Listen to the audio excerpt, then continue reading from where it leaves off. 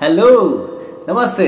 मैं एंकर राज शर्मा फिर से अपनी बातों के साथ आप सबसे रूबरू होता हूँ। ये लाइन सुने हुए आपको बहुत टाइम हो गया होगा ना।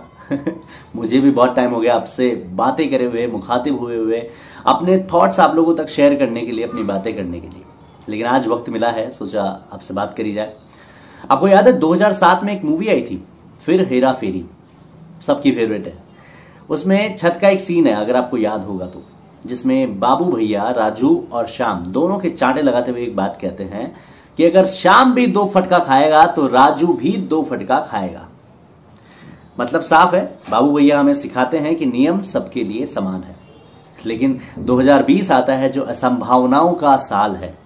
उस साल में एक कैरेक्टर जो बहुत छा जाता है, मुन्ना भैया।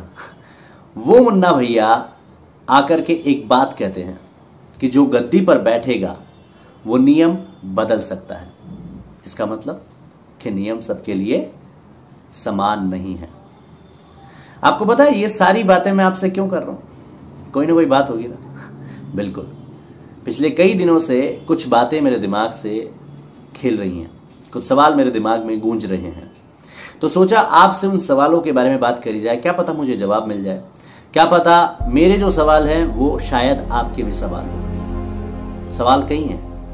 आखिर क्यों दिवाली के टाइम पर ही शुद्ध के लिए युद्ध अभियान ये चलाए जाते हैं? अलग अलग मिठाइयों की टेस्टिंग की जाती है, उनकी क्वालिटी की जांच की जाती है, उनकी गुणवत्ता की जांच की जाती है कि वो मिठाइयां कितनी मिलावटी हैं या नहीं। ये सब दिवाली के आसपास में देखने को मिलेगा आपको।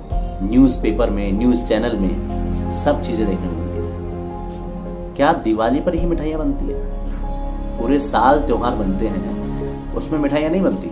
उसमें आप क्वालिटी की जांच नहीं करते। लेकिन आप पूरे साल में कहीं पर भी ऐसी न्यूज नहीं देखेंगे जहां पर ये क्वालिटी टेस्ट किए जाते हैं। आखिर क्यों मार्च अप्रैल के टाइम पर ही सबसे ज्यादा चालान काटे जाते हैं, पूरे साल चालान नहीं कटते हैं? ऐसा क्यों?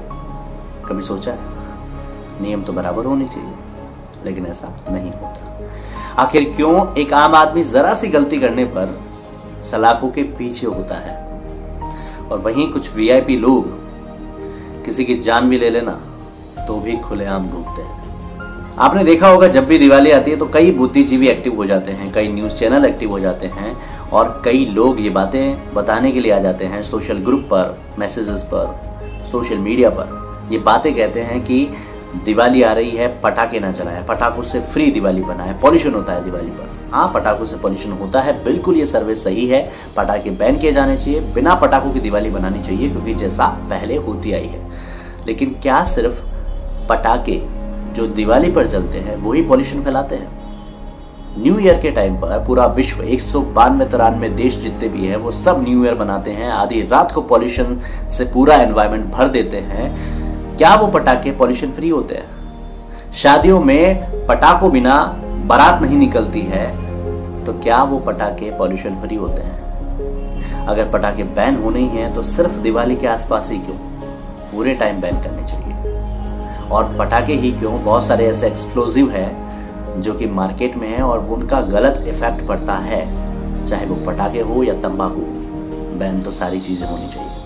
क्यों सिर्फ एक त्योहार के नाम पर, एक प्रथा के नाम पर आप जानवरों की बलि देकर, उनकी जान लेकर जश्न मनाते हैं, मिठाइयां खाते हैं, एक दूसरे को मुबारकबाद देते हैं, वहीं सोशल मीडिया पर जानवरों की हत्या पर, नृशंस हत्या, बुरी तरीके वाली हत्या पर, जानवरों के साथ दुष्कर्म होने पर आप खुलकर आवाज उठाते हैं, जस्टिस मांगते हैं? क्यों सिर्फ होली के टाइम पर ही पानी बर्बादी के मैसेजेस वायरल होते हैं, न्यूज चैनल में बात होती है कि पानी बर्बाद न करा जाए, सोशल मीडिया पर मैसेज चलाए जाते हैं कि पानी की बर्बादी के लिए अवेयरनेस कैंप चलाए जाते हैं, और वहीं तरह तरह की फैक्ट्रीज से निकलता हुआ केमिकल रोजाना बहते पानी को दूषित करता है, पॉल्यूटेड करता है, जिसकी वजह से पानी में रहने वाले जीव जंतु दूषित होते हैं, परेशान होते हैं, उनकी मौत हो जाती है, और आसपास का एनवायरनमेंट बुरा हो जाता है, जहरीला हो जाता है।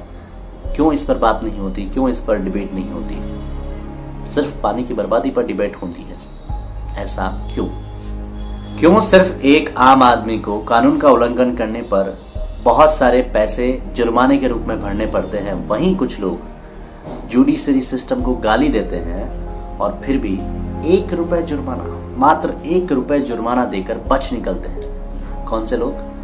जो कानून के रक्षक बनते हैं, जो कानून के रखवाले बनते हैं, वो ऐसे बचकर निकल जाते हैं। ऐसा क्यों?